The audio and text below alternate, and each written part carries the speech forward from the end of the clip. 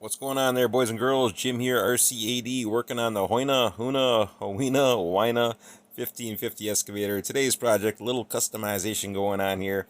We're going to make a custom spring return for the timber grabber. And that is going to make life a little bit easier for dropping things and picking things back up again. So let's get started on that project. Stock timber grabber, boys and girls. Gravity, holding this thing open on our stock timber grabber. So let's just take a peek here. I made a quick modification to this and added a spring to it.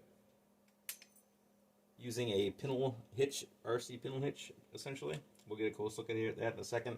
Looking at our timber grabber, stock timber grabber. Sorry about our far off angles. Let's zoom in on it here. Okay, gravity. Gravity on our timber grabber. Big problem with that. If you want to pick something up, you want the jaws to open on this thing, you have to raise it up pretty much all the way in order to get the jaws to open. And you're probably not going to be picking too much stuff up from this angle over here. Usually picking stuff up off the ground.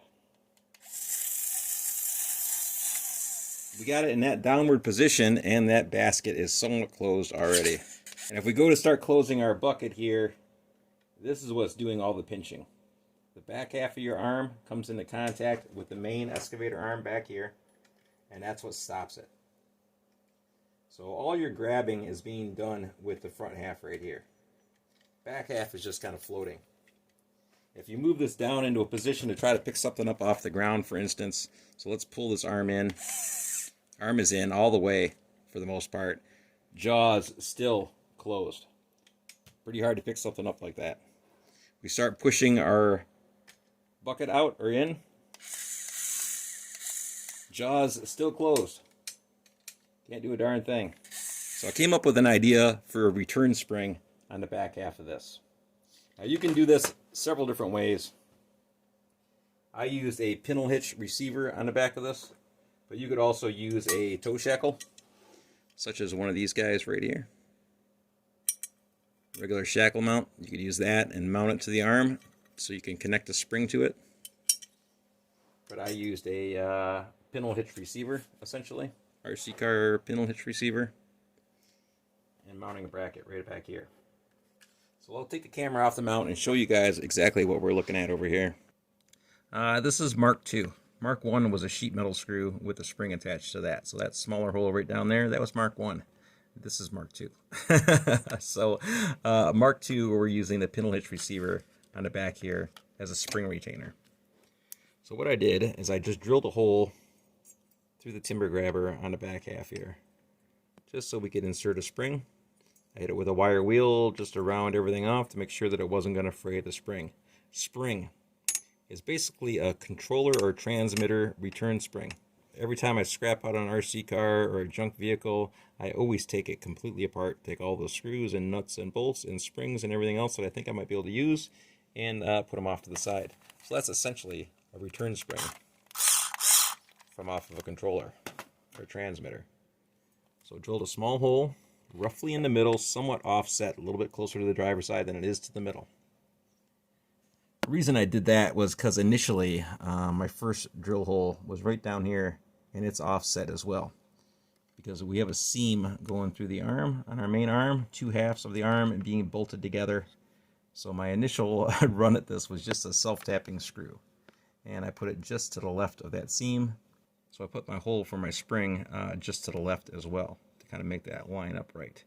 All right, so trying to get in here so you guys can see exactly what we're looking at.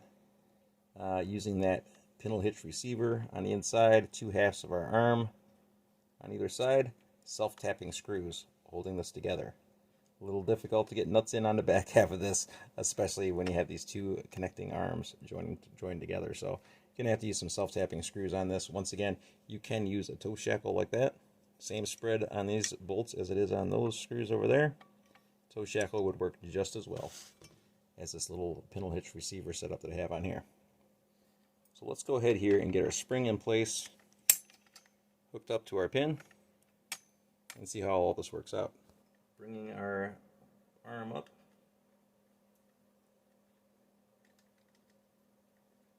Getting our spring attached. Just like that. Just a matter of getting our hairpin put back in on the back edge. Just like so. And we're all hooked up. Little lever here doesn't come into contact with anything floating around. I think it just looks more aesthetically pleasing on there. Once again, toe shackle would work good as well, but I think this little setup on here actually looks kind of cool.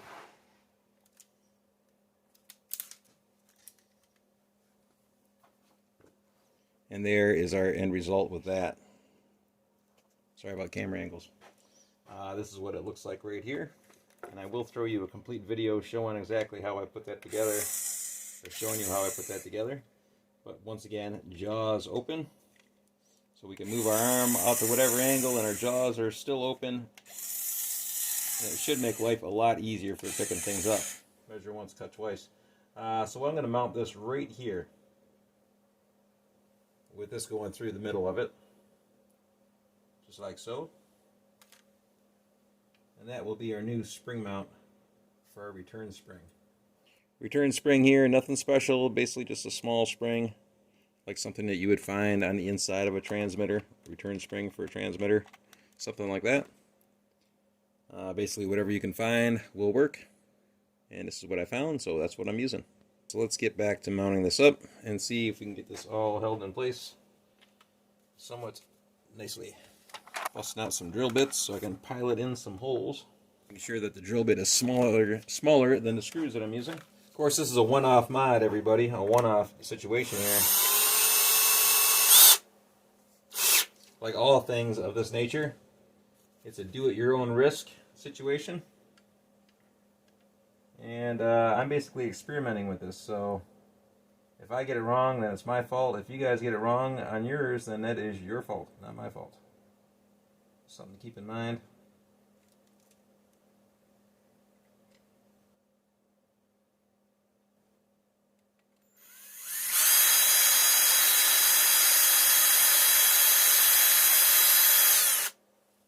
Our first hole has been drilled, first pilot hole, so to speak. I want to make sure that this is going to be somewhat centered before I get everything else in here and hooked up. One thing to keep in mind, if you have your stock set up in here with the gear system, stock gear driven system in here, then you're not going to want to do this, because you're going to be running a screw right into your gearbox.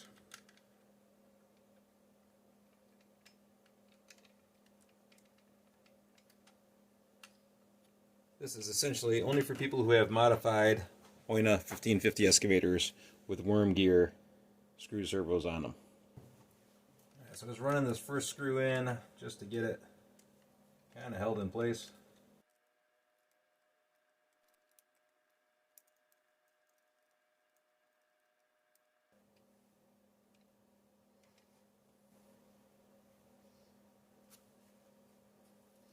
Making sure that it's nice and somewhat balanced there.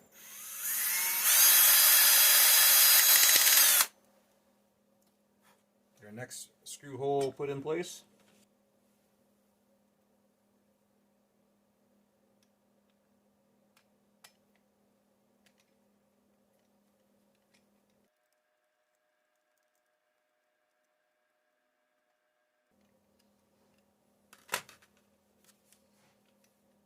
And our last two.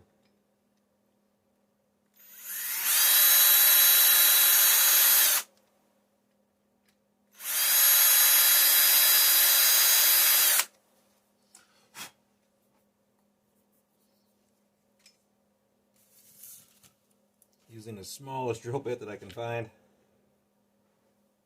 at least in my big box of drill bits. I'll tell you what size that is here in a second.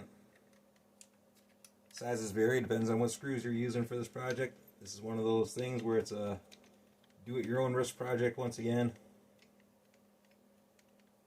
Anytime you start drilling holes in your machine, that's always at your own risk.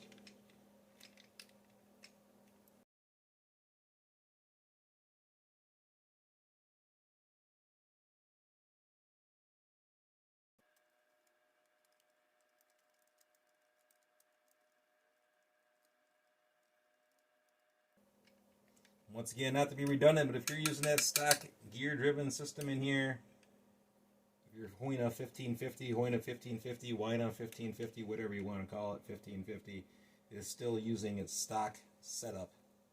then don't be drilling any holes down here, because you're going to end up drilling holes right into this guy, which is the gear-driven mechanism that operates your arm. So don't do that. If you have the worm gear system set up on here, go for it. You got this in there, don't do it. Alright, we've got her hooked up and in place. Matter of getting our receiving end of the pin put in place, and we should be all set on this one. As far as fabrications go.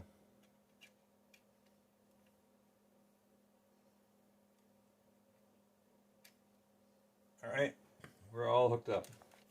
Now that is what we're looking at right there. Our little pin sitting in the middle. Pretty convenient. Underhooking my spring onto my bucket. Coming back and hooking the rest up onto our pin.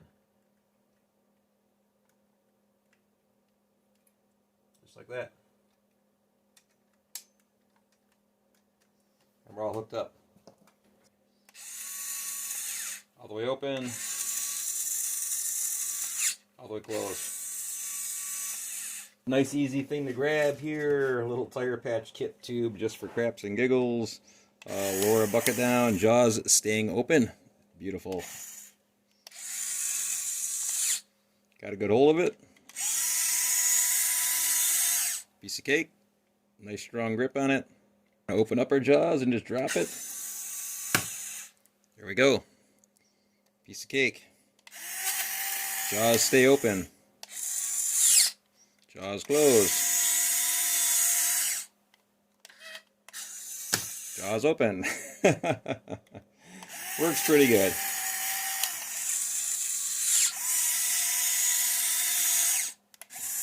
Definitely a lot better than what it was without our little spring return system on the back of it. So there we go, boys and girls. A nice, quick, easy little mod there for your 1550. Yes, once again, you can run all of these attachments, any 580 attachment for the most part, other than the jackhammer, you can run on your 1550. Especially if you're running the worm gear screw servos on here. Once again, if you're running that stock gear drive unit on here, I don't recommend running any of these other larger buckets on there. Not at all. Or the ripper fork. Just because you might strip this out. Timber grabber. You can run a timber grabber on your stock 1550 with the gear set up like this. As far as putting a return spring on there, might not be a good idea just because of where this sits right down here. The screws for the mounts on the return spring are going to end up going right into this and probably cause you some problems. So unless you make a return spring mount way up high here, going past the stock servo, I wouldn't necessarily recommend putting one of these on a stock 1550. If you got the worm gear driven servos on your 1550 and you're putting a timber grabber on there, then yes, you can put a return spring on your timber grabber, which makes life much more enjoyable.